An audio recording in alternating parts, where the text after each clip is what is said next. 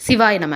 இப்போலாம் கோவிலுக்கு போயிட்டு காசு பணம் வேணும் அப்படின்ற விஷயத்தை தாண்டி மன நிம்மதி கொடு இறைவா அப்படின்னு வேண்ட ஆரம்பிச்சிட்டோம். ஏன்னா மனிதனுக்கு ரொம்ப முக்கியமான விஷயம் என்ன அப்படின்னா மன நிம்மதியும் உடல் ஆரோக்கியமும் தான். இந்த ரெண்டு மட்டும் நல்லபடியாக இருந்துருச்சு அப்படின்னா நம்ம எதை வேணாலும் சாதிக்கலாம். கஷ்டத்தில் இருக்கும்போது ஆறுதலான ஒரு வார்த்தையும் இதெல்லாம் ஒரு விஷயமா வா பார்த்துக்கலாம் அப்படின்னு சொல்லிட்டு தட்டி கொடுக்கறதுக்கு ஒரு கையும் இருந்தால் போதும், நம்ம எது வேணாலும் சாதிக்கலாம்.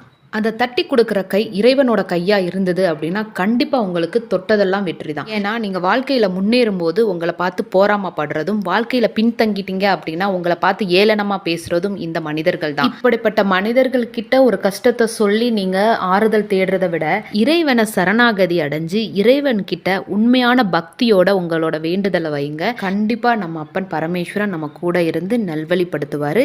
உங்களோட எல்லா வேண்டுதலுமே நிறைவேறும். நம்புங்க. சிவாய நம.